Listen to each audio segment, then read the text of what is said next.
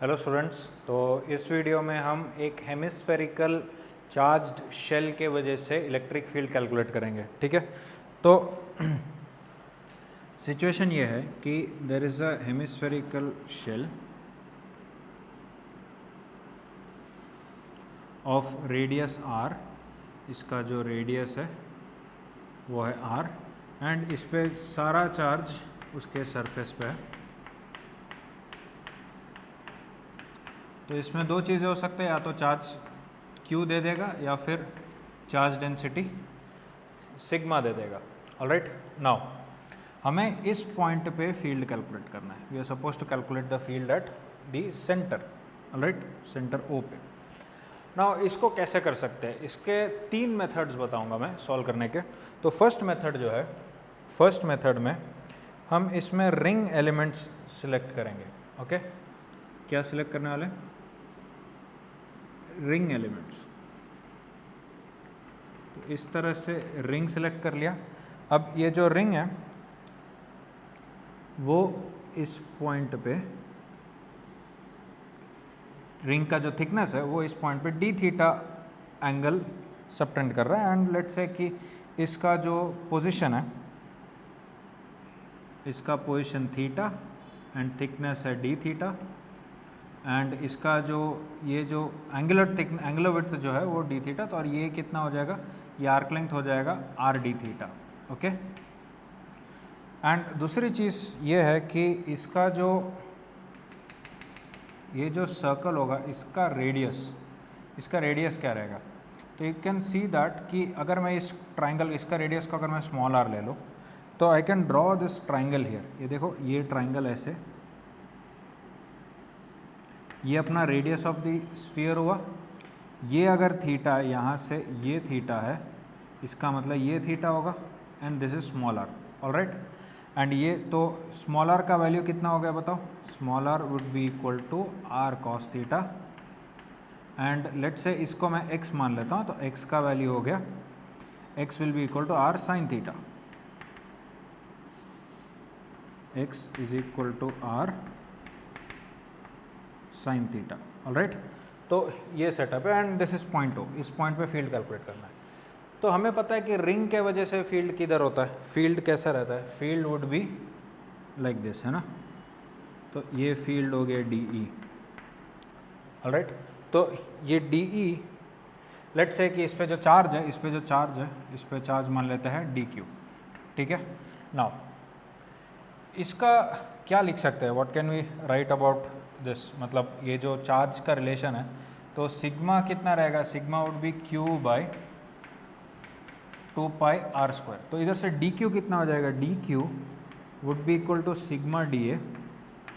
Right, तो sigma into DA इस ring का एरिया कितना रहने वाला है, उसका रेडियस कितना है स्मॉल आर, एंड उसका थिकनेस कितना है आर डी थीटा। तो क्या लिख सकते हैं अपने 2 pi r into r d theta. मतलब DQ कितना हो गया?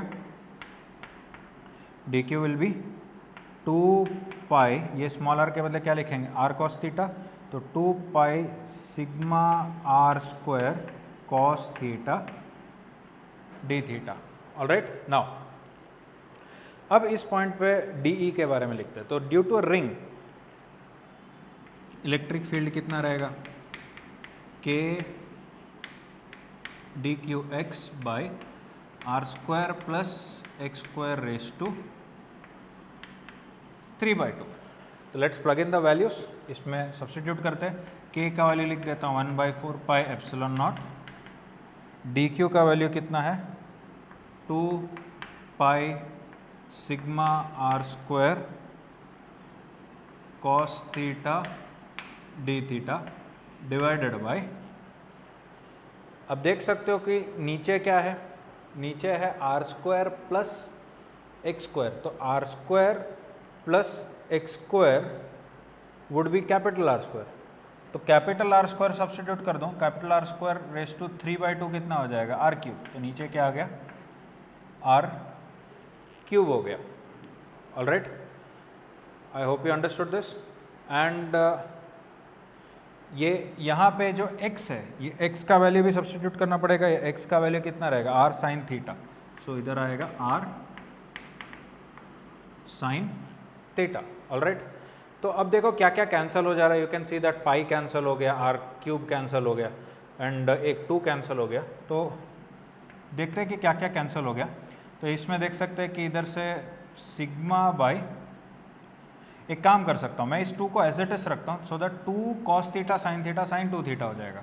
तो sigma by 4 epsilon not, sigma by 4 epsilon not, बाकी सब कैंसिल हो गया और बचेगा क्या, साइन 2 थीटा डी थीटा। ये हो गया क्या, डी, समझ गए, डी। तो टोटल इलेक्ट्रिक फील्ड कितना होगा, इंटेग्रल डी, तो इंटेग्रल डी मतलब sigma by 4 epsilon naught integral sine 2 theta d theta. Alright, अब थीटा किधर से किधर वेरी करेगा, 0 से पाई बाई 2। ऑलराइट, तो 0 से पाई बाई 2 वेरी करेगा। नाउ साइन 2 थीटा का इंटीग्रल क्या होगा, minus cos 2 theta by 2।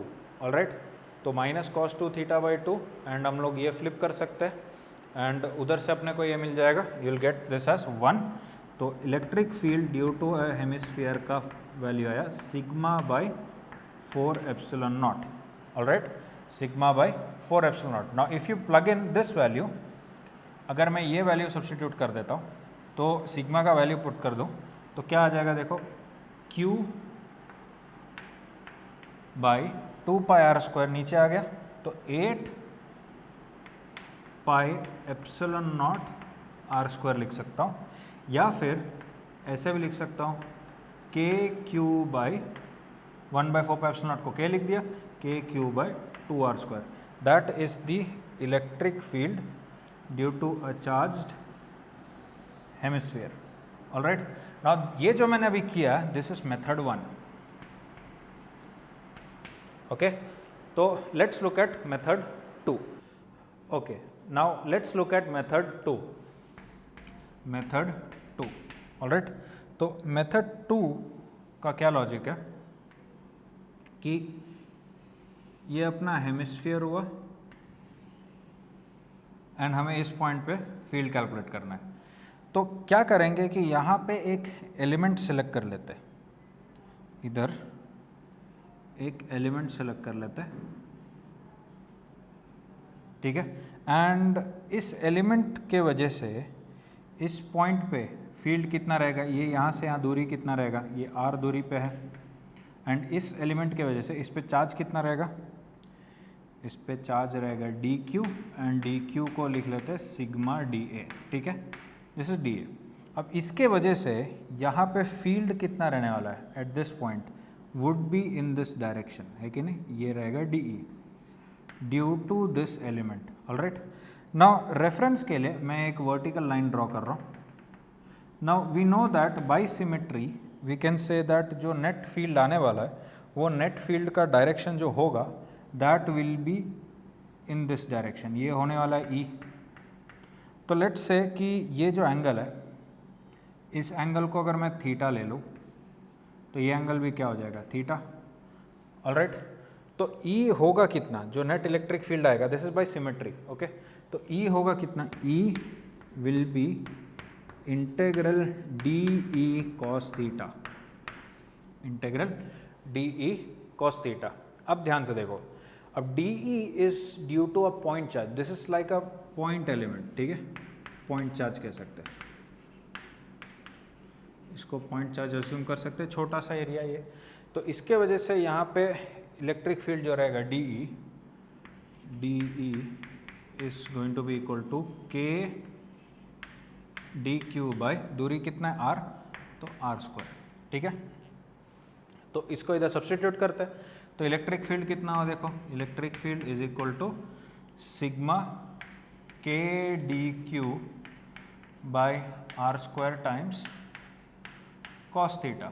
Alright, अब क्या कांस्टेंट हो सकता है, डी के और आर स्क्वायर बाहर आ जाएगा एंड डी क्यू को क्या लिख सकता हूँ, सिग्मा डी है, तो सिग्मा भी बाहर आ जाएगा। तो देखो क्या लिख देता हूँ मैं, K sigma by r square, K sigma by r square integral d A cos theta. अब ये बहुत की पॉइंट है, ध्यान से देखना, इसका एरिया कितना है, ये जो छोटा सा एलिमेंट लिया है इसका एरिया कितना है, डी ए। ऑलराइट, तो डी ए कॉस थीटा कितना रहेगा, ठीक है। तो डी ए कॉस थीटा, ध्यान से देखना कि अगर मैं यहां से इसका प्रोजेक्शन लूं तो ये जो एरिया रहेगा, this area is going to be d A cos theta,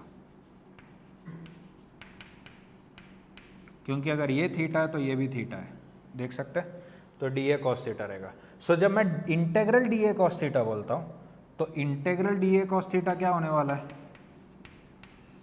would be area of the base. Area of the base कितना है, पाई आर स्क्वायर। तो let's put in that value.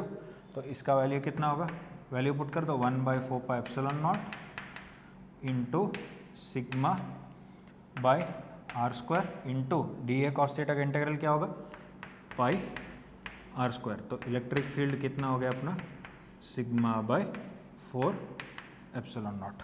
Okay, so that was method 2. Okay, now let's look at method 3. Okay, now let's look at method 3.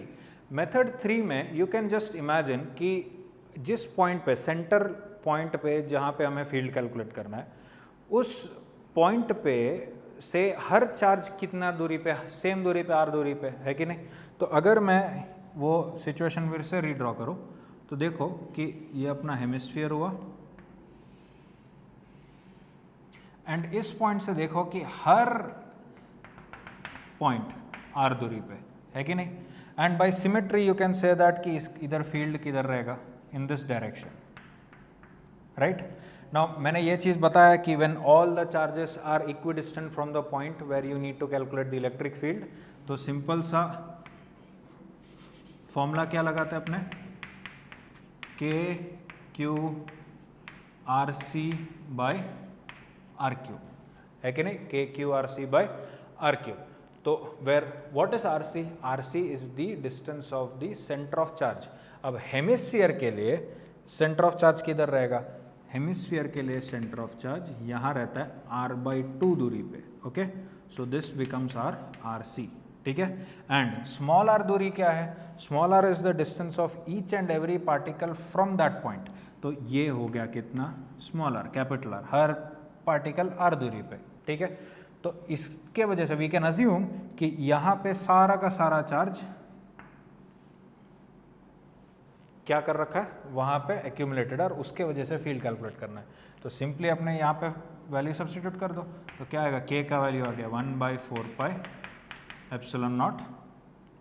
Q को क्या लिख सकते हैं, total charge कितना हो जाएगा इसका, sigma into 2 pi r square, sigma into 2 pi r square multiplied by r c कितना है, r/2 divided by small r cube, small r cube मतलब capital r cube. Alright, now ये सब कैंसिल हो गया, यू कैन सी दैट इधर से E का आया sigma bye 4 epsilon not. This is the easiest method to find the field due to a charged hemisphere. All right, now अब मुझे यहाँ पे एक एक्स्ट्रा पॉइंट बताना है हेमिस्फीयर के वजह से जो फील्ड है, विच इज कि अगर मैं आपसे ये पूछूं कि ये हेमिस्फीयर है and if I ask you what is, ये तो सेंटर हुआ, this is the centre. If I ask you कि इस बेस पे एक पॉइंट है P, what is the direction of electric field at point P, what is the direction of electric field at point P। तो हमें पता नहीं है क्योंकि डायरेक्शन क्या रहेगा, तो what will do is we can select 2 components, ठीक है। तो लेट्स डू दैट। एक component which is perpendicular to that surface and the other component is parallel to that surface, ठीक है। Let's call them E perpendicular and E parallel. इसे नाम देने का ज़रूरत क्यों पड़ा? क्योंकि हमें पता नहीं है कि इसका एक्चुअल फील्ड का डायरेक्शन क्या रहेगा। So we just assume, that's what we do. अगर कोई वेक्टर पता नहीं है तो we just imagine perpendicular components and then we find out each of them. ठीक है, तो ये ऐसा रख दिया। Now let's imagine there is one more hemisphere. एक और हेमिस्फीयर इमेजिन करता हूँ जो कि इन्वर्टेड है। तो इन्वर्टेड है एंड इसका सेंटर ओ प्राइम ले लेते हैं और ये पॉइंट मान लेता हूँ पी प्राइम। तो using that logic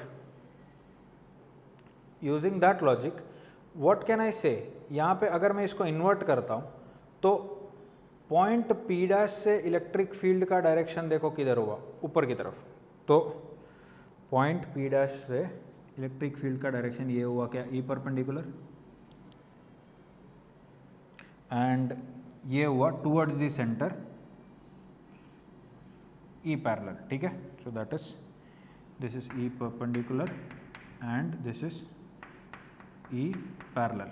now what would happen if you close these two? तो जब इन दोनों को क्लोज कर दोगे तो P प्राइम और P क्या हो जाएगा, कोइंसाइड, O प्राइम और O क्या हो जाएगा, कोइंसाइड।